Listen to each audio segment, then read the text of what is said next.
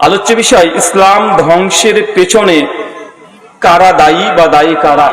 ইসলাম হচ্ছে গোটা বিশ্ব জগতের যতগুলো ইসলাম আছে, যতগুলো মতবাদ আছে, যতগুলো রিলিজিয়ন আছে, যতগুলো থিওলজি আছে, যত অন্টোলজি আছে, যত রাজনীতি আছে, সমাজনীতি আছে, অর্থনীতি আছে, সব দিক দিয়ে ইসলাম শ্রেষ্ঠ নয়, শুধু একমাত্র ধর্ম। আমাদের মুসলমানদের কমপক্ষে একটু একটু জবাব দেওয়া উচিত। কেন উচিত? কারণ যদি আপনি জবাব না দেন, একদিন এই মিথ্যা কথাগুলোই গোটা বিশ্ব জগতে তারা সত্যকে প্রচলিত করে দেবে। করছে কি করছে না?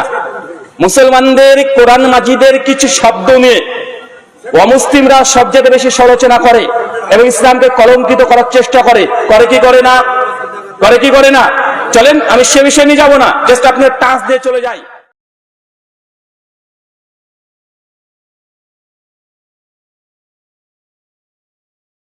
প্রশংসা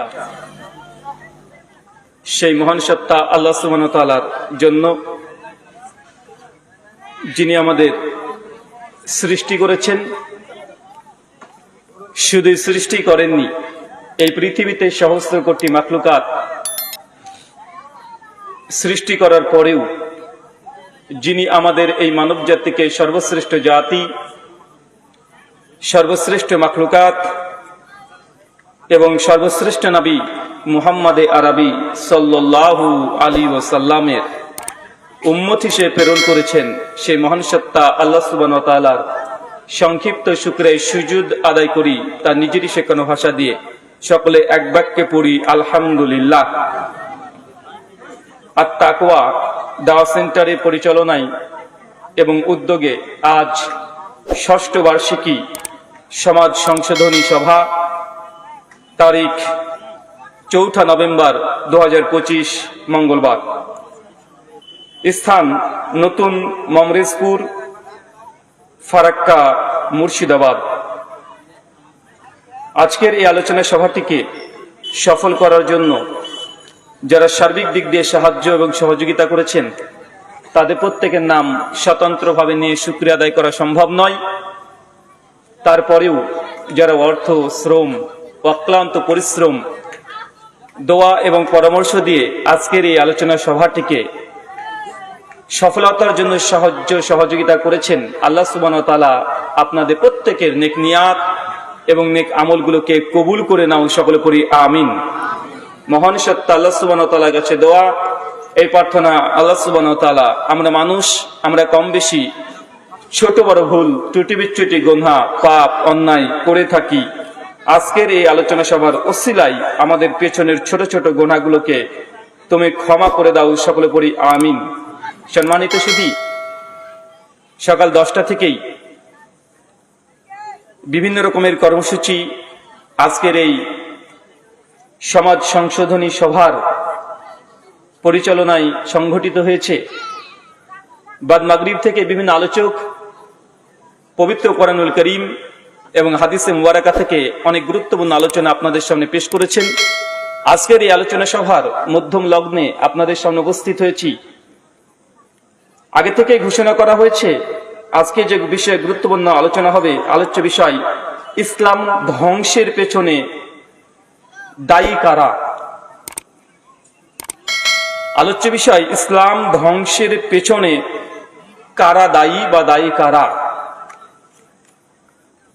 এ বিষয়ে গুরুত্বপূর্ণ আলোচনা করার পূর্বেই একটা কথা বলতে চাই। আসলে ইসলামকে ধ্বংস করা সম্ভব নয়। ধ্বংস করা সম্ভব? ইসলামকে অনেক মানুষ বিকৃত করে, ধ্বংস করা সম্ভব নয়। কেন? কোরআনুল কারীম সূরা আলী ইমরান সূরা নম্বর 3 আয়াত নম্বর 19 আল্লাহ সুবহানাহু ওয়া তাআলা জানিয়ে দিয়েছেন, ইন্নাদ দীনা ইনদাল্লাহিল ইসলাম। আল্লাহর কাছে একমাত্র জীবন ব্যবস্থা, সিস্টেম অফ ম্যানেজমেন্ট, সেটা হচ্ছে ইসলাম। আর এই ইসলাম প্রসঙ্গে আল্লাহ সুবহানাহু ওয়া তাআলা বলছেন কোরআনুল কারীম সূরা তাওবা সূরা নম্বর 9 আয়াত নম্বর 34, সূরা সাফ আয়াত নম্বর 8 এবং 9 আল্লাহ বলছেন, হুয়াল্লাযী আরসালা রাসূলাহুল বিল হুদা ওয়া দীনিল হক লিইয়ুযহিরাহু আলা দীনি কুল্লি ওয়ালাউ কারিহাল মুশরিকিন। যে তিনি সে মহান সত্তা আল্লাহ সুবহানাহু ওয়া তাআলা, যিনি সত্য দিন সহকারে, সত্য দিন, দিনুল হক, একদম বিশুদ্ধ খাঁটি সত্য ধর্ম নিয়েই মোহাম্মদ রাসূলুল্লাহ সাল্লাল্লাহু আলাইহি সাল্লামকে এই দুনিয়াতে প্রেরণ করেছে। দুনিয়ার যতগুলো মতবাদ, যতগুলো ইসলাম, যতগুলো দর্শন আছে, সমস্ত দর্শন মতবাদ ধর্মের ওপরে দিন ইসলামকে আল্লাহ সুবহানাহু ওয়া তাআলা বিজয় দেবেনই দেবেন, মুশরিকরা যতই তা অপছন্দ করুক। কথা কি বুঝতে পারলেন? আল্লাহ সুবহানাহু ওয়া তাআলা দিন ইসলামকে এমন ভাবে কমপ্লিট ভাবে পাঠিয়েছেন, এটা শুধুমাত্র ধর্মকে চ্যালেঞ্জ করে না। অনেক মানুষ মনে করে যে ইসলাম হচ্ছে সমস্ত ধর্মের মধ্যে শ্রেষ্ঠ ধর্ম। এই কথা সঠিক নয়। ইসলাম হচ্ছে গোটা বিশ্ব জগতের যতগুলো ইসলাম আছে, যতগুলো মতবাদ আছে, যতগুলো রিলিজিয়ন আছে, যতগুলো থিওলজি আছে, যত অন্টোলজি আছে, যত রাজনীতি আছে, সমাজনীতি আছে, অর্থনীতি আছে, সব দিক দিয়ে ইসলাম শ্রেষ্ঠ নয়, শুধু একমাত্র ধর্ম। কথা বুঝতে পারলেন? আমি এই জন্য বারবার বলি, ইসলামকে শ্রেষ্ঠ এই শব্দ বললে অনেকটা ইসলামের প্রসঙ্গে আল্লাহ সুবহানাহু ওয়া তাআলা যে গুণাগুণী দিয়েছেন এটাকে একটু ত্রুটি মনে হয়। কেন? মানে শ্রেষ্ঠ আমরা শব্দ কখন বলি? যেটা আমি বলি যে ভাইজান 5 জন আছে আপনাদের এলাকাতে, এই 5 জনের মধ্যে সব মানুষগুলো ভালো, তবে এই ব্যক্তি সবচেয়ে বেশি ভালো, গুড, বেটার, বেস্ট আমরা বলি কি বলি না? একজন ভালো, তার চেয়ে ভালো, অনেক বেশি ভালো। যখন আপনি ইসলামকে শ্রেষ্ঠ ধর্ম বলছি, তখন তার মানে আমরা পরোক্ষভাবে এটা স্বীকার করে নিচ্ছি যে পৃথিবীতে অনেকগুলো ধর্ম আছে, সেগুলো মোটামুটি ভালো, তবে শ্রেষ্ঠ নয়। ইসলাম শ্রেষ্ঠ না, ইসলাম শ্রেষ্ঠের চাইতো অনেক উঁচু। ইসলাম হচ্ছে একমাত্র ধর্ম। কথা কি বুঝতে পারলেন? কথা বোঝা যাচ্ছে? আল্লাহ সুবহানাহু ওয়া তাআলা আমাদেরকে এই কথাটি বোঝার তৌফিক দান করে চলে বলি আমিন। সম্মানিত শুধু মূলত ইসলামকে ধ্বংস করা যায় না, ইসলামকে বিকৃতি করা যায়। ইসলামের বিভিন্ন তথ্যকে নিয়ে মানুষ বিকৃতি করতে পারে এবং এটা করে এবং করেই চলেছে, আজকে থেকে নয়। অনেক মানুষের মধ্যে ভুল ধারণা এটাও আছে, বিশেষ করে আমরা ইন্ডিয়ান মুসলমান এই প্রশ্নের সম্মুখীন বারবার হই। মিডিয়া বলেন, রাজনৈতিক ব্যক্তিত্ব বলেন, সব জায়গা থেকে মুসলমানদেরকে একটা অভিযোগ করে ডাইরেক্ট যে তোমাদের মুসলমান ধর্ম এসেছে মাত্র 1500 বছর আগে। ভাই বলে কি বলে না? বলে কি বলে না? দেখবেন সোশ্যাল মিডিয়া, এখন সোশ্যাল মিডিয়া এত ভয়ানক প্ল্যাটফর্ম, মানে যে যেখানে এসে যা মন চাইতে বলে দেয়। মানে পোষ্য পায়খানা করার মতো করে ফেসবুকে এসে জাতামাতা করে দিয়ে চলে যাচ্ছে। মানুষ বলছে মুসলমান ধর্ম এটা এসেছে 1400 বছর আগে। আমার সঙ্গে একজন পণ্ডিতের আলোচনা হচ্ছিল, উনি আমাকে এই কথা বলছেন। অনেক সঙ্গে অনেক আলোচনা, একটা পর্যায়ে আমাকে বলছেন যে রুহুল আমিন ভাই, আপনাদের কথা সব বুঝতে পারলাম, সবকিছু বুঝলাম এবং মেনে নিলাম যে ইসলাম ধর্ম সবকিছু ভালো, তবে আপনার ধর্ম তো এসেছে 1400 বছর আগে। কত বছর আগে? এবং এটা আমাদের হিস্ট্রি, ইতিহাসের বই পড়ানো হয়। আমি যখন জলঙ্গি হাই স্কুলে পড়তাম, ক্লাস 7 এ ইতিহাস বই পৃষ্ঠা নম্বর 22 এ একথা লেখা হয়েছে যে মুহাম্মদ সাল্লাল্লাহু আলাইহি ওয়াসাল্লাম ইসলাম ধর্মের প্রবর্তক, যিনি নিয়ে এসেছিলেন 1500 বছর আগে। এরকম ইতিহাস পড়ানো হয় কি হয় না? হয়। এই পণ্ডিত উনি আমাকে এই কথাই বলছে। আজকের দিনে রাজনীতির অনেক বক্তারা এই কথাই বলছে যে ইসলাম 1500 বছর আগে এসেছে, তার আগে ইসলামের কোন অস্তিত্ব ছিল না, কিন্তু তারা আসলে ইতিহাসই জানে না। আমি সে পণ্ডিতকে বলেছিলাম যে পণ্ডিতজি, আচ্ছা আপনি কি মনে করেন বা আপনার কি জানা আছে মুসলমানরা কতগুলো নবী রাসূলে বিশ্বাস করে? উনি তখন বলছেন, আমি তো ইসলাম নিয়ে এত পড়াশোনা করিনি, তবে বিভিন্ন ওয়াজ মাহফিলে শুনেছি তোমাদের হুজুরদের মুখ থেকে ওই 1,24,000, মতান্তরে 2,24,000। মানে ঠাকুরজি বলছেন, পণ্ডিত, যদিও 2,24,000 এর মর্মে কোনো জাল হাদিসও নাই, 1,24,000 মর্মে কিছু হাদিস পাওয়া যায়। মিশকাত আল মাসাবি হাদিস না 5737, শেখ আলবানী সনদ হাসান বলেছেন, শেখ শুয়াইব আরনাত রাহিমাহুল্লাহ সনদ যায়েব বলেছেন, হাফেজ জুবাইর আলী যায়েব রাহিমাহুল্লাহ হাদিসকে যায়েব বলেছেন, ইমাম হাজার যায়েব বলেছেন, শেখ আলবানী বিভিন্ন সনদ থাকার কারণে এদিকে হাসান বলেছেন। তা তারপরেও যদি ধরে নিই যে 1,24,000 নবী রাসূল এসেছে, পণ্ডিতজিকে বললাম যে আপনি বলছেন ইসলাম এসেছে 1500 বছর আগে, তো পৃথিবীতে যদি 1,24,000 নবী রাসূল আসে আর তারা যদি প্রত্যেকেই 1 বছর করে হায়াত পায়, তাহলে পৃথিবীর বয়স কত হওয়া উচিত? ইসলাম ধর্মের বয়স কত হওয়া উচিত? উনি তাকে বলছে, বাবা বিষয়টা তো এইভাবে ভেবে দেখিনি। কথা বুঝতে পারলেন না? উনি বলছেন যে 1500 বছর আগে ইসলাম এসেছে, 1500 বছর আগে ইসলাম এসেছে, অথচ মুসলমান এটা বিশ্বাসই করে যে লক্ষ লক্ষ নবী রাসূল পৃথিবী থেকে চলে গেছেন। আরে 1500 বছর যদি হয়, নবী ইব্রাহিমকে মুসলমানরা মানে কি মানে না? আরে কুরবানি প্রথা যেটা হয় ভারতবর্ষে, যে কুরবানি প্রথাকে নিয়ে সব যেতে মুসলিমদেরকে বেশি ভাগ অংশেই মুসলিম বিদ্বেষী প্রচার করা হয়, সেই কুরবানিটা এসেছেও নবী ইব্রাহিমের সুন্নাত থেকে, তাই কি না? তো নবী ইব্রাহিম আজ থেকে লগভগ 3000 বছর পূর্বে তিনি এসেছিলেন। তার আগে নবী নূহ আলাইহিস সালাম, দাউদ, সুলাইমান, ইউনুস, ইউসুফ, ইয়াহইয়া, জাকারিয়া, অনেক নবী কোরআন মাজিদের নাম আছে।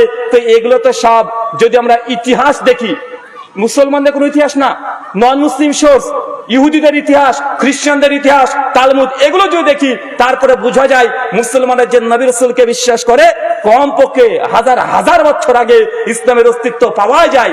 যখন পণ্ডিতজিকে এইভাবে একটু বুঝিয়ে বললাম, উনি বলছেন বাবা বিষয়টা তো এইভাবে ভেবে দেখিনি।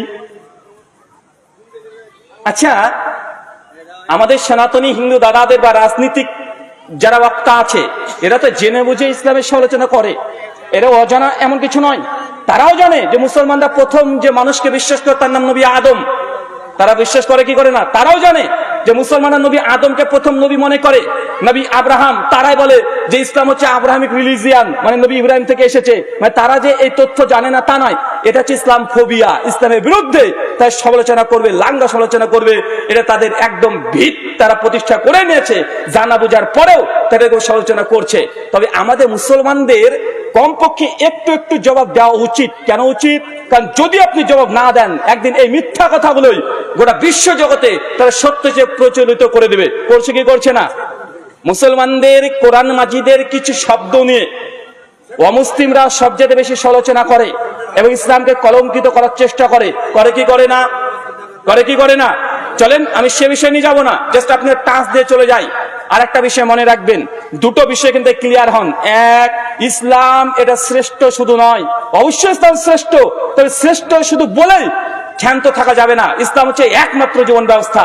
আল্লাহ পৃথিবীর অন্য কোনো দিনকে, অন্য কোনো মতবাদকে আল্লাহ গ্রহণ করবেন না, আল্লাহ বাতিল বলেছেন। সূরা আল ইমরান আয়াত নম্বর 85। কথা বুঝতে পারছেন তো? আর দুই নম্বর কি বললাম আপনাকে, পয়েন্টগুলো মনে রাখেন। দুই নম্বর কি বললাম? ইসলাম এটা নতুন কোনো ধর্ম নয়। এই কথা তারা সবচেয়ে বেশি প্রচার করে দিয়ে মানুষের কানে কানে তুলে দিয়েছে যে মুসলমান এরা এসেছে 1500 বছর আগে। এটা মিথ্যা কথা, বুঝিয়ে দেন ইসলাম 1500 বছর নয়। পৃথিবীর প্রথম মানুষ তিনি এসেছিলেন, তিনি মুসলমান ছিলেন। তারপরে মানুষ হিন্দু, খ্রিস্টান, বৌদ্ধ, জৈন, ইহুদি, খ্রিস্টান, কোলভিল, মুচিবাতর হয়েছে। ইসলাম ধর্ম প্রথম এসেছে। আসেন ছোট্ট আর একটা আপনাকে উদাহরণ দিই। যখনই তারা গর্বে গর্ভবতী হয়ে যায় যে আমাদের ধর্ম সনাতন ধর্ম এটা অনেক প্রাচীন, এটা সর্বপ্রাচীন ধর্ম, অনেক পুরাতন, এর সঙ্গে কোনো তুলনা করা যায় না, ভাই এমন বলা হয় কি হয় না? তাকে প্রশ্ন করেন ভাই সনাতন মানে কি? তো সনাতনী বাংলা মানে যদি করতে যান অনেকগুলো মানে হবে। অমরকোষ ডিকশনারি সংস্কৃত টু বাংলা 17খানা মানে করা হয়েছে। তাহলে একটা মানে বলছে সনাতন মানে শাশ্বত ধর্ম, অপরিবর্তনীয় ধর্ম, যেটা প্রাচীন ধর্ম। আচ্ছা, প্রাচীন ধর্ম সনাতন ধর্ম মেনে নিলাম 1 সেকেন্ডের জন্য। তো প্রাচীন ধর্ম আর প্রথম ধর্ম পার্থক্য আছে না নাই? কথা বলেন আবার। এটা প্রাচীন আর প্রথম পার্থক্য আছে না নাই? ধরেন আপনাদের এই ধুলিয়ান শহরে একটা দোকান আছে, ওই যে কি যেন নাম দেখি মাঝে মাঝে, মদিনা, ধরেন হাজি বিরিয়ানি, এটা ফেমাস নাম তাই না? হাজি বিরিয়ানি।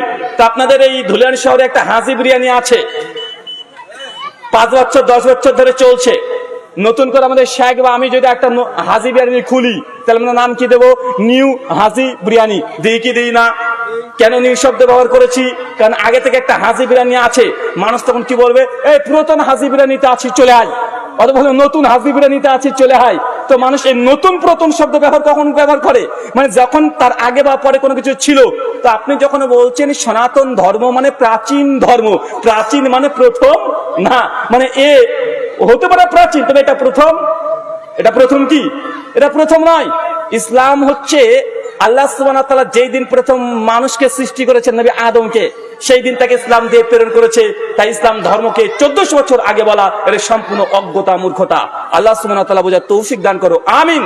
সম্মানিত সুধী, আপনাদের ছোট্ট একটা প্রশ্ন করে যাই।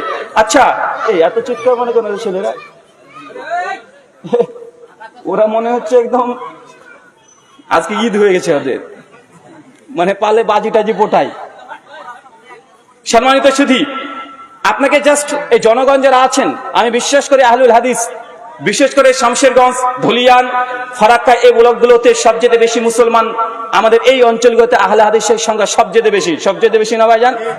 এর কারণও আছে। এর ইতিহাস যেটা আমরা আলোচনা করতে যাই অন্যদিকে চলে যেতে হবে। তবে আপনাকে এতটুকু বলি, এই গোটা বিশ্ব জগতের মধ্যে, গোটা বিশ্ব জগতে যতগুলো ধর্ম আছে প্রায় 4,500 ধর্ম। এই 4,500 ধর্মের মধ্যে সবচাইতে যে ধর্মের মানুষকে বেশি নির্যাতন করা হয় সে ধর্মটার নাম কি? কোন ধর্ম? আর ইসলাম ধর্ম অনুসারীকে। আমরা মুসলমান, আমাদের কোনো অপরাধ নেই। আপনি যত ভালো মানুষ হোক না কেন, আপনি মসজিদে নামাজ পড়ে পড়ে কপালটাকে ফুলিয়ে ফেলেন, দান করে করে আপনি গোটা সম্পত্তিকে বিক্রি দান করে আপনি শেষ করে দেন, তারপরে যদি মুখে দাড়ি থাকে, মাথায় যদি টুপি থাকে, বিশেষ করে আপনাকে মানুষ অটোমেটিক আগে জঙ্গি সন্ত্রাসী মনে করে। করে কি করে না?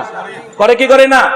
এরকম প্রেক্ষাপট আমাদের বর্তমান পরিস্থিতি হয়ে গেছে যে মুসলমান যতই ভালো হোক না কেন আমাদেরকে জঙ্গি সন্ত্রাসী এইভাবে আখ্যায়িত করছে, এমন চিত্র অঙ্কন করে দিয়েছে। গোটা বিশ্ব জগতে এমন ভাবে চলছে কেন? অনেকগুলো কারণ আছে, অনেকগুলো কারণ আছে। সেই কারণগুলো আমি বলতে খুব বেশি বলবো না, কয়েকটা পয়েন্ট শুধু বলবো। আগে প্রেক্ষাপট আপনাদের সামনে তুলে ধরি যে মুসলমানদের অবস্থা বর্তমান এই গোটা বিশ্ব নয়, বিশেষ করে আমরা যে দেশে বাস করি সেই দেশের পরিস্থিতি কেমন। আচ্ছা, এই দেশ ভারতবর্ষ না ভাইজান?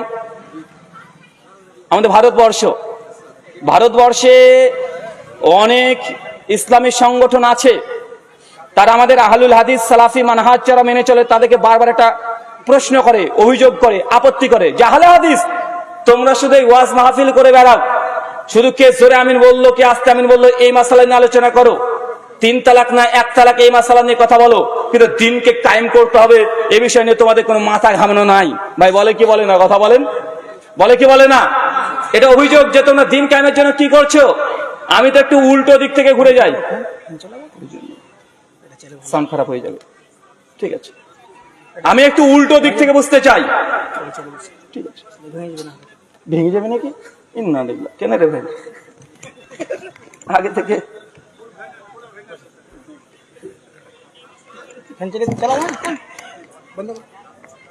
সাউন্ড খারাপ হবে না? স্লো করা যাবে কি? সমস্যা নেই, হ্যাঁ ওইটা দিলে সমস্যা নেই।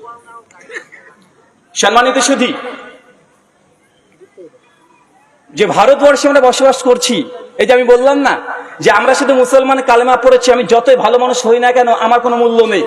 তার জ্বলন্ত দৃষ্টান্তে যে CAA, NRC, SIR এগুলো কি? আর আমি মুসলমান, এই জন্য আমি দেশের নাগরিক তো আমি পাবো না, বাকি সবাই পাবে। পাবে কি পাবে না? কথা বলেন।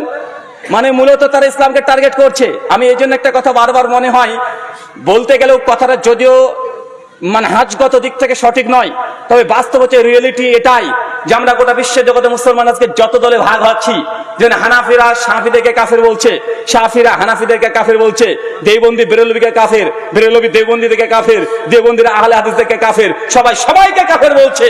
কিন্তু আমাদের দেশের অমুসলিম যারা আছে আমাদের সবাইকে মুসলমান বলছে।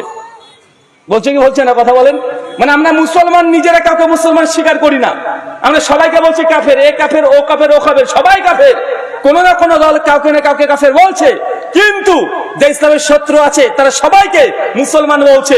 তারা আমাদেরকে মুসলমানই মনে করে, আর আমরা একে অপরকে ভাই ভাই, আমরা একে অপরকে কাফের মনে করি। করি কি করি না? আরে একে অপরকে সালাম পর্যন্ত দিই না। আপনাকে এই জন্য বলেছি যে আমরা এমন পরিস্থিতিতে বসবাস করছি যে শুধু মাত্র আমরা মুসলমান, এই যে নাম মুসলমান দাঁড়িয়ে আছে, এই জন্যই আজকে সবচেয়ে মুসলমান গোটা বিশ্ব জগতে নির্যাতিত, নিষ্পেষিত, লাঞ্ছিত, বঞ্চিত, পদদলিত। অথচ এই দেশ আমাদের দেশ, আমাদের বাপ দাদারা এই দেশকে স্বাধীন করেছিল। আমাদের বাপ দাদারা প্রায় 8 থেকে 900 বছর ভারতবর্ষে রাজত্ব করেছিল না? ভারতবর্ষে প্রথম যখন মুসলমানরা আসে কত খ্রিস্টাব্দে এসেছিলেন বলেন তো? কত খ্রিস্টাব্দ? ভারতবর্ষে প্রথম মুসলমানকে, মুসলিম বা ইসলাম প্রচার কে করেন? প্রথম কে করেছেন জানা আছে? আমাদের ফুরফুরার বড় হুজুর। ওরা তো এভাবে ব্যবসা করছে, তাই না?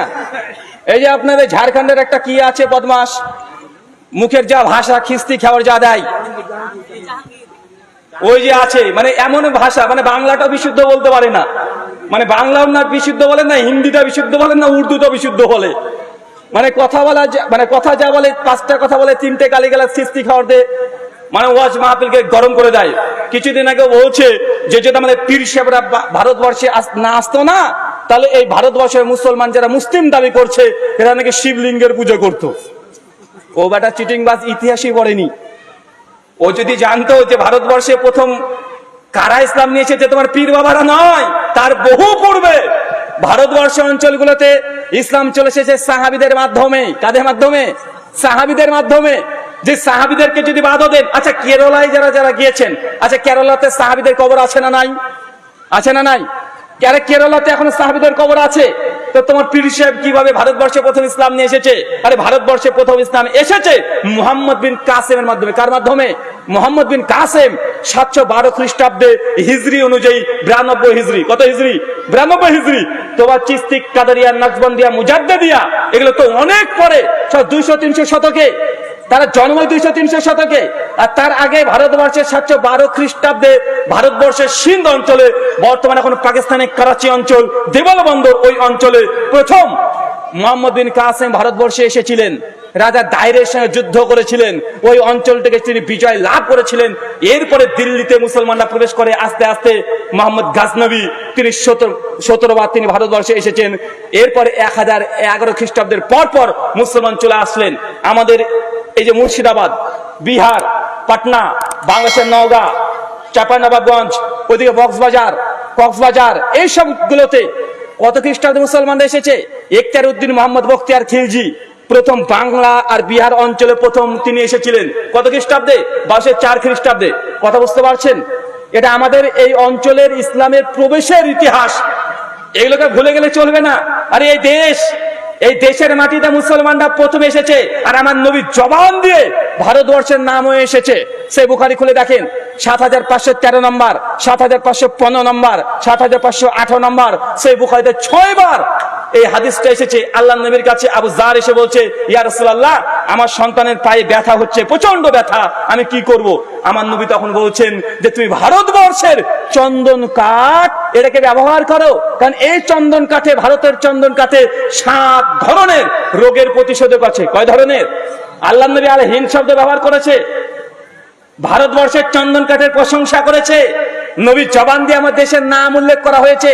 আচ্ছা, যতগুলো হাদিসের গ্রন্থ আছে সবচেয়ে শ্রেষ্ঠ হাদিসের গ্রন্থের নাম কি? সহিহ বুখারী, তাই তো? আচ্ছা, জানেন সেই বুখারীতে ইমাম বুখারীর একজন উস্তাদ, মশহুর উস্তাদ, সেই বুখারীতে কমপক্ষে 300 খানা হাদিস আছে। ইমাম বুখারী উস্তাদ নাম হচ্ছে সাঈদ বিন কুতাইবা আল বাগনানী রাহিমাহুল্লাহ। তিনি ভারতবর্ষের মানুষ ছিলেন। ইমাম বুখারী উস্তাদ, সেই বুখারী, মুসলিম, আবু দাউদ, তিরমিজি, ইবনে মাজাহ, নাসাই, সবগুলোতে 6টা হাদিসের গ্রন্থে তার হাদিস আছে। এবং 6 গ্রন্থের উস্তাদের নাম হচ্ছে আবু সাঈদ কুতাইবা আল বাগনানী। ইনি কোথাকার মানুষ? ইনি হচ্ছেন আমাদের ভারতবর্ষের মানুষ। যদিও ভারত এখন ভাগ হয়ে যাওয়ার কারণে এখন আফগানিস্তানের মধ্যে পড়ে গেছে, কিন্তু তিনি আফগানিস্তানের মানুষ। অথচ ইমাম বুখারী রাহিমাহুল্লাহর উস্তাদ, কমপক্ষে 300 খানা হাদিস বুখারীর মধ্যে আছে। ভাই, আমরা মুসলমান, এই ভারতবর্ষের সঙ্গে নবীর জামানা থেকে সম্পর্ক অটুট ছিল প্রথম থেকেই। ইতিহাসে পাওয়া যায়, তারিখে দামেস্কের মধ্যে আছে, আমাদের আয়েশা যখন অসুস্থ হয়েছিলেন, সেই সময় ভারতবর্ষ থেকে কিছু মেডিসিন, ঔষধ প্রেরণ করা হয়েছিল আরবে। আমাদের আয়েশা রাদিয়াল্লাহু আনহাকে ওই বিষয়ে চিকিৎসার জন্য অনেকগুলো ঘটনা পাওয়া যায়। ভারতের সঙ্গে আরবের সম্পর্ক নবীর জামানা থেকেই আছে। সাহাবীদের মাধ্যমে ভারতবর্ষে চলে এসেছে ইসলাম। আর যারা আমাদেরকে আজকে ভারতবর্ষে বলছে যে মুসলমান, তোমরা ভারতবর্ষকে ভালোবাসো না, ভারতবর্ষের মানুষ ভারতবর্ষ মুসলমানকে বলছে জঙ্গি, সন্ত্রাসী, বেটারা জানে না মুসলমান এই দেশে জন্মগ্রহণ করেছে। যদি মারাও যায়, তাদের রক্ত, তাদের শরীর মাটি হয়ে ভারতবর্ষে মাটির সঙ্গে বিলীন হয়ে যাবে। মুসলমান প্রত্যেক দিন ভারতবর্ষে মাটিতে 5 বার সিজদা দেয়, মাথা নুয়ে দেয়। বেটা, তুমি কয়বার দাও? তুমি তো মদঘোর মাতাল। আসে না নাই কথা বলেন? আরে মুসলমান 5 বার এই মাটিতে প্রতিদিন সিজদা দেয়। তোমাকে আমাকে ভারতবর্ষে ভালোবাসা, মহব্বত প্রমাণ দেখাতে হবে? বেটা, ভারতবর্ষে মুসলমান যারা, এরা কখনো বহিরাগত নয়। এরা কখনো, তারা আমাদেরকে অভিযোগ করে বলে কি জানেন, যে ভারতবর্ষের মুসলমানরা হিন্দু থেকে মুসলমান হয়েছে, তো আমাদের তো সিটিজেনেরও পাক্কা হয়ে যাওয়ার কথা, কারণ আমাদের বাপ দাদা যারা সবাই হিন্দুই ছিল। আর হিন্দু মানে তারা ভারতবর্ষের মানুষ, অন্তত পক্ষে তারা বাইরে থেকে আসে নাই। মানে তোমাদের চাইতে আমাদের সিটিজেনশিপ এটা স্ট্রং হয়ে যায় কি যায় না? তোমাদের অত্যাচারেই, তোমাদের বাপ দাদাদের অত্যাচারেই ভারতবর্ষে আজকে যারা মুসলমান, তারা হিন্দু থেকে মুসলমান হয়েছে। তো আমরা তো বাপ দাদার তো যে হিন্দুই হয়, তো ভাই এ দেশের মাটি তো আমাদেরই রে ভাই। এদেশের মাটি কাদের? আরে এটা তো আমাদেরই। তোমাদের ব্রাহ্মণদের অত্যাচারে আমরা শূদ্র থেকে, আমরা চন্ডাল থেকে আমাদের বাপদাদার শূদ্র চন্ডাল থেকে আর ব্রাহ্মণদের অত্যাচার থেকে আজকে আমরা মুসলমান হয়েছি। তা আমাদেরকে এবার বলছে আমরা নাকি মুসলমান, ভারতবর্ষের মানুষ না। আরে আমাদের বাপ দাদা রক্তর গ্রুপ দেখো গা, এই দেশের আমরা এই আদিবাসী মানুষ, আমরা আদি সম্প্রদায়। তোমরা তো নতুন এসেছো, কথা মনে বুঝতে পারলেন না। সম্মানিত সুধী, আপনাকে আমি এই কথা বলছি, আমাদের গোটা বিশ্ব জগতের মধ্যে বিশেষ করে আজকে আমাদের ভারতবর্ষে মুসলমানদেরকে মানে দেখলে তাকে জঙ্গি, সন্ত্রাসী, আতঙ্কবাদী হাজার রকমের অভিযোগ আমাদের উপরে করা হচ্ছে কি হচ্ছে না, করা হচ্ছে কি হচ্ছে না। আপনাদেরকে একটু জানা উচিত, ভারতবর্ষের ইতিহাস কমপক্ষে একটু জানা উচিত, কারণ আমাদের মুসলমান থেকে বর্তমানে ইতিহাস দিয়ে আক্রমণ করছে। করছে কি করছে না, করছে কি করছে না। আর ইতিহাস দিয়ে আক্রমণ করছে। 712 খ্রিস্টাব্দে প্রথম চলে আসছেন মোহাম্মদ বিন কাসেম ভারতবর্ষে। এখতিয়ার উদ্দিন মোহাম্মদ বখতিয়ার খিলজি, তিনি 1204 হিজরিতে এই ভারত, এই বাংলা, বিহার এই অঞ্চলে এসেছে। এখান থেকে তখন মুসলমানদের আধিপত্য তখন থেকে বেশি শুরু হয়েছে। যদিও তার আগেও, আপনাকে একটা ইতিহাস বলি, অবাক হয়ে যাবেন। আল্লাহ নবী যখন নবুয়ত পান নাই, নবী যখন জন্মগ্রহণ করে নাই, তার আগেও আমাদের বাংলা এই অঞ্চলগুলোতে আরবিয়ানরা আসতো। আরবরা কেন আসতো জানেন? কারণ আরবদের সঙ্গে ব্যবসা বাণিজ্য চলতো চীনের আর সিংহল, বর্তমান নাম হচ্ছে শ্রীলঙ্কা। কি নাম? শ্রীলঙ্কা। তো আরবরা যখন ব্যবসা করতো কিসের মাধ্যমে করতো? জল জাহাজের মাধ্যমে। তখন তার বিমান ছিল না, ছিল নাকি? তো জল জাহাজের মাধ্যমে তার ব্যবসা করতো। এখন জল জাহাজ যদি চালাতে হয়, শ্রীলঙ্কাতে পৌঁছাতে হয়, চীনে যেতে হয়, তাহলে আরব থেকে আমাদের ভারত এই মহাসাগরের উপর দিয়ে আসতে হতো। আর এসে মাঝখানে একটা স্ট্যান্ড নিতে হতো। সেই জায়গাটা ছিল কক্সবাজার, চিটাগাঙ্গের এখনো যে বন্দর আছে না, ওই বন্দরে তাকে থামতে হতো। থেমে তার নতুন করে আবার তার তেল নিয়ে আবার তারা চলে যেত। আর ওই জায়গাতে অনেক সাহাবীরা, বিশেষ করে বাংলাদেশের চিটাগাং জায়গাগুলোতে অনেক সাহাবীদের বাসস্থান এখনো পাওয়া যায়। মানে তারা এসেছে ওই অঞ্চলগুলোতে পাওয়া যায়। এমনকি বাংলাদেশের নওগাঁ শহর, কি নাম বললাম বলেন তো? নওগাঁ মানে কোন সাইডটা পড়বে জানেন? আমাদের হচ্ছে মালদার সাইড। কোন সাইড? মালদার পাশে নওগাঁ, চাঁপাইনবাবগঞ্জ, বাংলাদেশের এইগুলো হচ্ছে জায়গা। নওগাঁতে পাহাড়পুর বলে একটা গ্রাম আছে। ওই পাহাড়পুর গ্রামে আজ থেকে 30 বছর আগে একটা বড় বাঁশ বাগান, না হলে প্রায় 2 থেকে 3 বিঘা বাঁশ বাগানে উঁচু হয়ে পাহাড়ের মতো ছিল। ওই অঞ্চলকে যখন ভেঙে সমান করতে গিয়েছে, মাঝখান থেকে একটা মসজিদ পেয়েছে। মসজিদটা হচ্ছে 689 খ্রিস্টাব্দের। চিন্তা করতে পারছেন? মানে নবীর যুগের মাত্র কয়েকশো বছর পরে সেই সময়কার মসজিদ পাওয়া গেছে।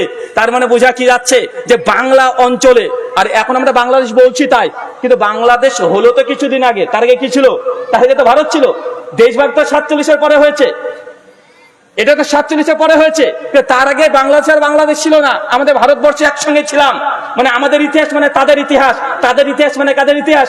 আমাদের ইতিহাস। তাই বাংলাদেশের ইতিহাস বললেই ভারত চলে আসবে, আর ভারতের ইতিহাস বললেই বাংলাদেশ পাকিস্তান চলে আসবে। আসবে কি আসবে না? তো নওগাঁ এটা মানে আমাদের বাংলারই অন্তর্ভুক্ত। ওই বাংলাতে যদি মসজিদ পাওয়া যায়, এটা নিশ্চিত বুঝে নেবেন, তার মানে সেই সময়তে মুসলমানরা এই জায়গাতে এসেছিল বিধায় মসজিদ নির্মাণ করেছে। তার মানে বাংলাতে পীর বাবা এদের মাধ্যমে ইসলাম এসেছে, এ তথ্য ভুল। আর এটাতে ব্যবসা করে খাচ্ছে ভাইজান। আগে ছিল বাবাজান, আগে ছিল না? কি জানে বলে যে বাবা, পীর বাবা থেকে ভাইজান হয়ে গেছে। আর এটা নিয়ে মানুষকে আবার কি জানে সে বলছে যে তাদের নামে নাকি দুরুদ না পড়লে কি হবে না, আবার নামাজ নাকি নফল পড়তে তাদের অনুমতি নিতে হবে, এসব বলছে না ভাইজান। এটা মানুষ না পায়জামা রে ভাই, এ কি এরা? মানে ধর্ম, মানে এদের কাছ থেকে মানে ধর্ম নেই, মানে না, মানে ধর্মের নিজেরা বুঝে এরা আবার ধর্মীয় নেতা হয়ে গেছে। হয়েছে কি হয় না? কথা বলেন। যাকে তাকে কাফের ভোতা দিয়ে দিচ্ছে। মানে এই অটো তালাক, বহু তালাক, মানে এই যে চলছে মুসলমানদের মধ্যে, মানে এদের যা পরিস্থিতি, আল্লাহ সুবহানাহু ওয়া তাআলা আমাদেরকে ক্ষমা করো, আমিন। সম্মানিত শুধু ইসলাম বা মুসলিমদের বিরুদ্ধে শত্রুতা বা এটা ধ্বংসের পেছনে 2 শ্রেণীর মানুষ সবচেয়ে বড় দায়ী। এক হচ্ছে রাজনীতিবিদ আর এক হচ্ছে হুজুর। কি বললাম বলেন তো ভাইজান? রাজনীতি ব্যক্তিত্বরা তারা ইসলামকে গোড়া থেকে তারা ভেঙে দিতে চায়, নিমেষে মুছে দিতে চায়। আর যারা হুজুররা আছে, হুজুরদের কাজ হচ্ছে ইসলামকে তারা জেনে বুঝে বিকৃত করে। আর এই বিকৃতির ইতিহাস শুধু এটা আজকে থেকে, এখন থেকে নয়। সূরা আরাফ খুলবেন, 170 নম্বর আয়াত থেকে পড়তে শুরু করে দিবেন। আল্লাহ সুবহানাহু ওয়া তাআলা ইহুদিদের ধ্বংসের পেছনে বেশ কয়েকটা কারণ উল্লেখ করেছে। তার মধ্যে ইহুদি আলেমদের দোষ আল্লাহ সুবহানাহু ওয়া তাআলা কোরআন মাজিদে সবচেয়ে বেশি দিয়েছে। কাদের কথা বলেন? ইহুদি আলেম ওলামা, ইহুদিদের পীর, এদের কথা আল্লাহ সুবহানাহু ওয়া তাআলা কোরআনে সবচেয়ে বেশি বলেছে। তার মধ্যে বলা হয় আল্লাহর কোরআনের ভাষায় ওলামায়ে সু। ওলামায়ে সু মানে বুঝেন, মানে যেসব আলেম ওলামা ইহুদিদের মধ্যে ছিল, যারা তওরাত পড়তো, তওরাত বুঝতো, কিন্তু মানুষ যখন ফতোয়া চাইতো ওর পক্ষে ফতোয়া দিয়ে দিত, যদিও কিতাবের বিরুদ্ধে চলে যেত। কথা কি বুঝতে পারছেন? মানে তারা কিতাব পড়ে কিন্তু কিতাব অনুযায়ী নিজে আমল করে না। এটা হচ্ছে উলামায়ে সুয়ের পরিচয়। আল্লাহর কালামকে অল্প দামে বিক্রয় করে দেওয়া না, সামালান কালিলা। কোরআনের আয়াত পড়েন নাই? সূরা বাকারা 42 নম্বর আয়াত। এটা আল্লাহ কাদেরকে উদ্দেশ্য করে বলেছে? উলামায়ে সু, ইহুদি ওলামাদেরকে বলেছে যে যুগে যুগে এরকম আলেম ওলামা আছে যারা শুধু মানুষের জনসংখ্যার পক্ষে কথা বলা, ধনী ব্যক্তিদের পক্ষে কথা বলা, দেখছে যে এই ব্যক্তির পক্ষে কথা বলে পকেটে কিছু ঢুকবে, ফতোয়া তখন ওর দিকে দিয়ে দেওয়া, এমন আলেম আছে না নাই? আছে না নাই? কথা বলেন। এটা দরবারি আলেম যুগে যুগে আছে। ইংরেজদের পক্ষে তারা ফতোয়া দিয়েছে যে ইংরেজদের বিরুদ্ধে যুদ্ধ করা যাবে না, জিহাদ করা যাবে না। আবার কেউ কেউ কথাই বলেছে যে अंग्रेज के साथ लड़ाई करके क्या फायदा, खिजिर के तो हम अंग्रेज के साथ में पा रहा हूं। वो जो इंग्रेजদের সঙ্গে লড়াই করে কি লাভ? আরে স্বয়ং খিজির আলাইহিস সালামকে তো ইংরেজদের কাতারে দেখতে পাচ্ছি। এমন ফতোয়ার অভাব আছে নাকি? কারা ফতোয়া দিয়েছে বলে দেবো? উলামায়ে হিন্দ কা শানদার মাঝি, চতুর্থ খণ্ড 240 পৃষ্ঠা। আমাদের হানাফি দেওবন্দীদের ফতোয়া সেই সময় ছিল যে ব্রিটিশদের সঙ্গে যুদ্ধ করে লাভ নাই, বরং তারা বলছে যে আমরা তো খিজির আলাইহিস সালামকে ইংরেজদের পক্ষে পাচ্ছি, তাই যুদ্ধ করার দরকার নেই, জিহাদ করার দরকার নেই। কিন্তু আজকে তারাই আবার আমাদের আহলে হাদিস সমাজকে বলছে আমরা নাকি ইহুদি খ্রিস্টানের দালাল। ভাই বলে কি বলে না? কথা বলেন। এই জন্য আমি বলি এরা যে চোরের মায়ের বড় গলা।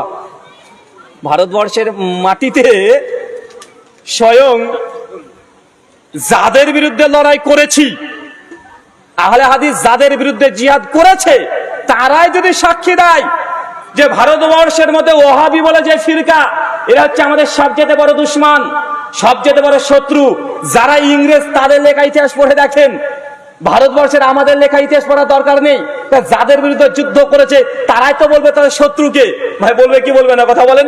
তো তারাই যদি স্বীকার করে নেয়, উইলিয়াম হান্টার ইতিহাস লিখতে গিয়ে বলছে যে ভারতবর্ষে ইংরেজদের বিরুদ্ধে সব জায়গাতে তাদের রাস্তায় প্রতিবন্ধকতা সৃষ্টি করেছে তারা হচ্ছে এই ওয়াহাবি, আহলে হাদিস, মুহাম্মাদি, এই নামগুলো এসেছে। মানে আহলে হাদিসের নাম এক এক সময় এক এক রকম তারা দিয়েছে। কখন বলেছে ওয়াহাবি, কখন বলেছে ফারাজি, কখন বলেছে মুহাম্মাদি, কখন বলেছে আহলে হাদিস। আহলে হাদিস নামটা খুব তারা কম ব্যবহার করতো। পরবর্তী সময় বাটালবি, হোসেন বাটালবি রাহিমাহুল্লাহ, তিনি বলেছেন এইসব নামগুলো দেখে আমাদেরকে ডাকার দরকার নেই, আমরা হচ্ছে আহলুল হাদিস, আমাদেরকে আহলে হাদিস পরিচয় দেওয়া হোক। আর আজকের দিনের কিছু আবার মোল্লা আছে, কাঠমোল্লা, ওরা বলছে দেখো আহলে হাদিস নামটা হোসেন বাটালবি ইংরেজদের কাছ থেকে নিয়েছে। আরে ভাই নিয়েছে না রে ভাই? যদি ওটা বলতে যাই, দারুল উলুম দেওবন্দ রেজিস্ট্রেশন হয়েছে কার আমলে? ইন্দিরা গান্ধীর আমলে। বড় মুমিনা নাকি? যদি ব্রিটিশদের কাছ থেকে রেজিস্ট্রেশন আহলে হাদিস নামটা হয়, ফর সেক অফ আর্গুমেন্ট ধরে নিলাম, আসলে হয়েছে সেই সময়। আর হয়েছে কেন? কারণ তারা তো রাজত্বে আছে। রেজিস্ট্রেশন করতে হলে তো তাদেরকে চাপদার করতে হবে। করতে হবে কি হবে না? কথা বলেন। তো যেই সময় তার দারুল উলুম দেওবন্দ 1866 প্রতিষ্ঠা হয়, 100 বছর যখন পূর্তি হলো, দারুল উলুম দেওবন্দের প্রধান অতিথি কে ছিল? মানি না সেই সময়কার ভারতবর্ষের প্রধানমন্ত্রী ইন্দিরা গান্ধী 100 বছর পূর্তির সময় এসেছিল। আর দারুল উলুম দেওবন্দের রেজিস্ট্রেশন করা হয়েছে কার আমলে? আরে ব্রিটিশদের আমলে। কার কাছ থেকে রেজিস্ট্রেশন দেওয়া হয়েছে? ব্রিটিশ ইংরেজদের কাছ থেকে। তো তোমাদেরকে এবার ইংরেজদের দালাল বলবো নাকি? আরে বেরলভি প্রতিষ্ঠা হয়েছে 1856-তে। কত? 56, 1856। সেই সময় কাদের রাজত্ব চলছে? ব্রিটিশদের, ইংরেজদের। তো তোমাদের রেজিস্ট্রেশন হয়েছে মাদ্রাসা ইংরেজদের। কিন্তু দেখেন অভিযোগ করছে আমাদের, আরে ভাই একটা কথা প্রচলিত বাংলাতে আছে যে যে চালুন, বোঝেন তো চালুন? আরে চালুন আবার ছুঁচের ফুটো খুঁজে, বুঝেন না মনে হয়? চালুন ছুঁচের ফুটো খুঁজতে এসেছে। আরে ছুঁচের তো একটা ফুটো, আর চালুন আবার ছুঁচকে বলছে কিরে ভাই তোর পিছনে কেন ফুটো রে? আরে ওর যে লাখ লাখ ফুটো, এটা দেখার মানে ও দেখেও না দেখার ভান করছে। এমন মানুষ আছে না নাই? আছে না নাই? আপনাকে আমি এই জন্য বলেছি, দুটো যুগ যুগ ইসলামের তীব্র সমালোচনা, নিন্দা, ইসলামকে বিকৃত করার জন্য দুই শ্রেণীর মানুষ সবচেয়ে বেশি বড় কাজ করেছে। এক, শাসক শ্রেণী, সেই ইমাম আহমেদ বিন হাম্বল থেকে শুরু করে দেন। সেই সময় থেকে ইমাম আহমেদ বিন হাম্বলকে জেলখানে বন্দি রেখেছিল। কেন? শুধু কোরআন মাজিদ এটা আল্লাহর কালাম, এটা কি মাখলুক না আল্লাহর সিফাত? এটা কি মাখলুক, আল্লাহর সৃষ্টি, না আল্লাহর এটা সিফাতের অন্তর্ভুক্ত? এটা নেই। ইমাম আহমদ বিন হাম্বল রাহিমাহুল্লাহকে জেলখানাতে বন্দী রেখে দিয়েছিল, ইমাম মালিককে জেলখানাতে বন্দী রেখেছিল। প্রত্যেক যুগেই যতগুলোই ইমাম আছে, মুহাদ্দিসগণ আছে, ফোকাহগণ আছে, সবাইকে শাসকরাই নির্যাতন করেছিল, করে নাই? ইমাম বুখারীকে দেশ থেকে বিতাড়িত করা হয়েছে, বুখারী টিকতে পারে নাই। আর ইমাম বুখারী তো বাদ দেন, স্বয়ং নবী মুহাম্মদ সাল্লাল্লাহু আলাইহি সাল্লাম তাকেই সেই সময়কার আলেম ওলামারা তেড়েছে। আবু জাহেল কি আলেম ছিল না? আবু জাহেলের নাম কি ছিল? আবুল হাকাম। ও জ্ঞানীর পিতা, ও আলেম। সেই সময়কার আরবদের মধ্যে অনেক বড় আলেম, যদিও তার ইলম বা জ্ঞান ছিল বাতিলের ওপরে। আল্লাহ নবী আলাইহিস সালামের বিরুদ্ধে তারা তীব্র নিন্দা সমালোচনা করেছে। নবী ঈসা আলাইহিস সালামের বিরুদ্ধে সবচেয়ে বড় যারা ঝাঁপিয়ে পড়েছিল তারা কারা? ইহুদি ওলামারা। ইহুদি ওলামারা নবী ঈসার বিরুদ্ধে তারা সবচেয়ে ক্ষিপ্ত বেশি হয়েছিল। ঈসা আলাইহিস সালামকে হত্যা করার জন্য ফন্দিও করেছিল, যেগুলো একাধিক ঘটনাতে আমরা জানেন। আমি তার জন্য দুটো কথা বলেছি আগেই, যে গোটা বিশ্ব জগৎ ইসলামকে নয় সত্যকে বিকৃত করার জন্য এক শাসক শ্রেণী আর দুই হচ্ছে আলেম শ্রেণী সবচেয়ে বেশি দায়ী। আলেম শ্রেণীদের মধ্যেও আছে টাকার লালসা, আছে না নাই? আছে না নাই? আল্লাহ সুবহানাহু ওয়া তাআলা বলেছেন কোরআনুল কারীম সূরা তাওবা সূরা নম্বর 9 আয়াত নম্বর 34, আল্লাহ সুবহানাহু ওয়া তাআলা বলেছেন ইয়া আইয়ুহাল্লাযীনা আমানু ইন্না কাসীরাম মিনাল আহবারি ওয়ার রুহবান। আল্লাহ বলছেন হে বিশ্বাসীগণ, ইয়া আইয়ুহাল্লাযীনা আমানু, হে বিশ্বাসীগণ, ইন্না কাসীরাম মিনাল আহবারি, নিশ্চয় এই মানুষদের মধ্যে যারা বৈরাগ্য পোষণ করেছে, বৈরাগ্য মানে বুঝেন, মানে আপনার ভাষাতে পীর সাহেব, যারা পীর, আহবার এবং রুহবান, এবং এক শ্রেণীর আলেম যারা কিতাবের উপরে জ্ঞান রাখে, এই দুই শ্রেণীর মানুষরাই মানুষকে অন্যায় ভাবে আল্লাহর পথ থেকে তারা বিচ্যুত করে দেয় শুধুমাত্র কিছু টাকা পয়সার জন্য। আল্লাহ সুবহানাহু ওয়া তাআলা পবিত্র কোরআন মাজিদে জানিয়ে দিয়েছেন যে আমাদের সমাজে কিছু আলেম শ্রেণী আছে, আলেমদের মধ্যে এক শ্রেণী আছে ইলমওয়ালা আর একজন আছে সাধুওয়ালা। সাধুওয়ালা বুঝেন না?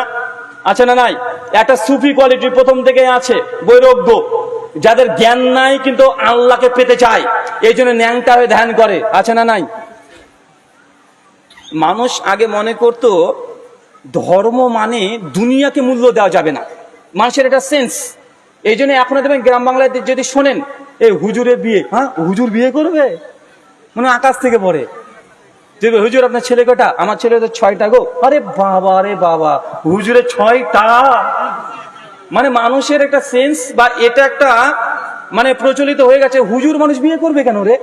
আরে এত দুনিয়াদার হবে কেন? 6টা, মানে এটা মানুষের একটা ধারণা হয়ে গেছে, মানে মানুষের ব্রেনের মধ্যে, মস্তিষ্কের মধ্যে এটা অটোমেটিক ইনস্টল হয়ে গেছে।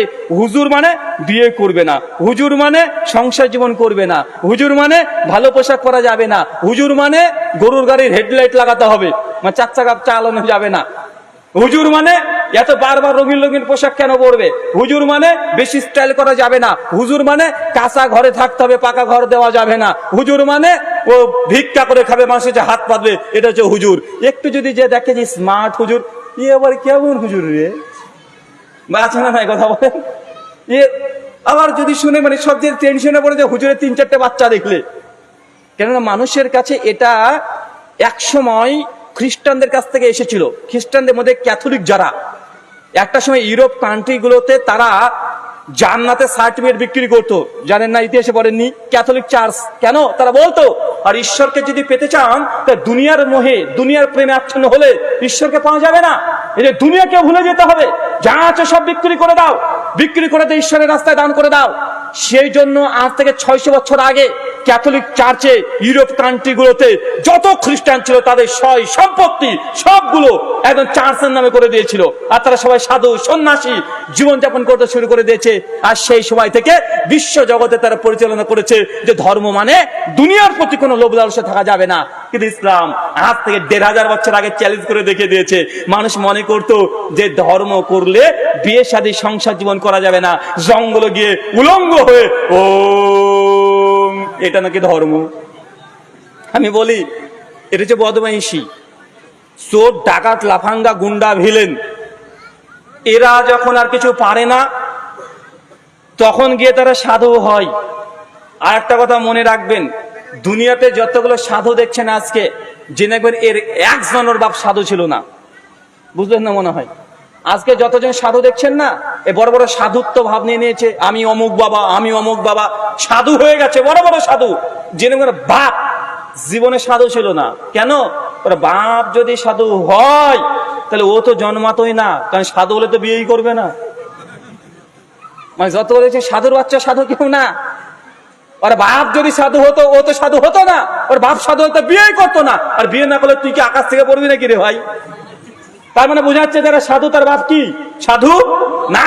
এই জন্য আল্লাহ নবী 1500 বছর আগে চ্যালেঞ্জ করে দিয়ে দিয়েছে, বেটা তোমরা প্রচার করেছো যদি ঈশ্বরকে পেতে চাও, দুনিয়ার লালসায় থাকা যাবে না, দুনিয়াকে ভুলে যেতে হবে, স্বামী স্ত্রীর সম্পর্ককে ত্যাগ করতে হবে, বাপ মার সম্পর্ককে ত্যাগ করতে হবে, আত্মীয় স্বজন অর্থ লেনদেন আদান প্রদান সব ভুলে গিয়ে জঙ্গলে গিয়ে ধর্ম করতে হবে। আল্লাহ নবী সে চ্যালেঞ্জ করে একটা নয়, দুইটা নয়, 13খানা বিয়ে করে দেখিয়ে দিয়েছে, দেখ বিয়ে করেও আল্লাহকে পাওয়া যায়, সংসার করে আল্লাহকে পাওয়া যায়, রাষ্ট্রকে চালিয়েও আল্লাহকে পাওয়া যায়।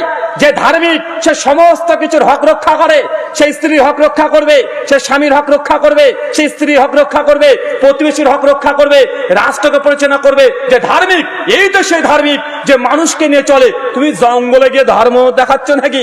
জঙ্গলে তো কুত্তাও থাকে, ও কিন্তু তোমার চেয়ে বড় ধার্মিক। তাহলে বুঝলেন না মনে হয়? ধর্ম তো ওটাই যে পৃথিবীর প্রত্যেক মানুষের হককে রক্ষা করতে হবে। আর আল্লাহ নবী এটাই চ্যালেঞ্জ করে দেখে দিয়েছে, যখন মানুষ বলেছে দুনিয়াকে ভুলে যাও ঈশ্বরকে পাওয়ার জন্য, আর আল্লাহ কোরআনের আয়াত অবতীর্ণ করছে রব্বানা আতিনা ফিদ দুনিয়া, আগে দুনিয়া পরে আখিরাত। বুঝলেন না মনে হয়? আল্লাহ কি বলছে? আরে দুনিয়াতে এসেছিস, আগে দুনিয়ার চ্যালেঞ্জকে মোকাবেলা কর। এই দুনিয়াকে মুসলমান ভুলে যায় না। যদি তো দুনিয়াকে মূল্য মুসলমান দিতে চায় না, তো দুনিয়ার একটা মূল্য আছে। এই দুনিয়ার ফিতনাকে আপনাকে অবশ্যই চ্যালেঞ্জের সঙ্গে মোকাবেলা করতে হবে। তাই দুনিয়া ভুলে যাবেন, সমাজ ভুলে যাবেন, রাষ্ট্র ভুলে যাবেন, পরিবার ভুলে যাবেন। ইসলাম এই টিচিং, এই শিক্ষা দেয় নাই। এটা গোটা বিশ্ব জগতের ধর্মের কপালে এটা থাপ্পড় মারা। এবং ইসলাম এটা যে একমাত্র দিন, এটা তার একটা প্রমাণ। এই শুধুমাত্র বিয়ে। আল্লাহ নবী বিয়েকে নিয়ে এত কঠোর হলেন কেন? যে নবী বলছেন নিকাউ মিনাস সুন্নতি ফামান রাগিমা সুন্নতি ফালাইসা মিন্না, বিয়ে করা আমার সুন্নাত। যার সামর্থ্য আছে বিয়ে করে না, সে আমার উম্মতের অন্তর্ভুক্ত না। নবী এত বড় কথা বলেন বিয়ে নিয়ে কেন? কারণ বিয়ে নিয়ে এই ফ্যান্টাসি আগে থেকে ছিল। ধার্মিক মানে বিয়ে করবে না, ধার্মিক মানে সন্তান হবে না, ধার্মিক মানে সমাজের কোনো দায়িত্ব থাকবে না, ধার্মিক মানে কোনো কেনা বেচা কিছু করবে না। দেখবেন কিছু কিছু মানুষ আছে যারা বৌদ্ধ, গৌতম বুদ্ধ এসেছে 2500 বছর আগে। সেই সময়তে বৌদ্ধদের মূল থিওলজি, তাদের অন্টোলজি হচ্ছে এটাই যে তারা ভিক্ষুক, তারা ইনকাম করবে না, কাছে ভিক্ষাও চাইবে না, মানুষের সামনে গিয়ে থাকবে আর বাড়ি থেকে বলবে মা তোমরা কি কিছু রান্না করেছো তোমাদের খাবার, যদি করে থাকো শুধু এতটুকু বলবে, চাইবেও না। কথা বুঝতে পারলেন না ভাইজান?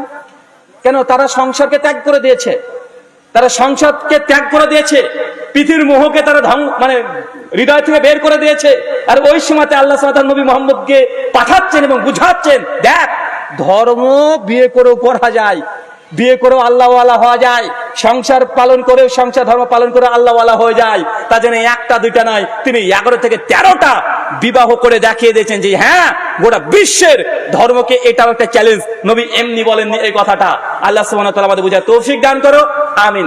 শেখ চলে এসেছে, তিনি আলোচনা করবেন ওয়ামা আলাইনা ইল্লাল বালাগ।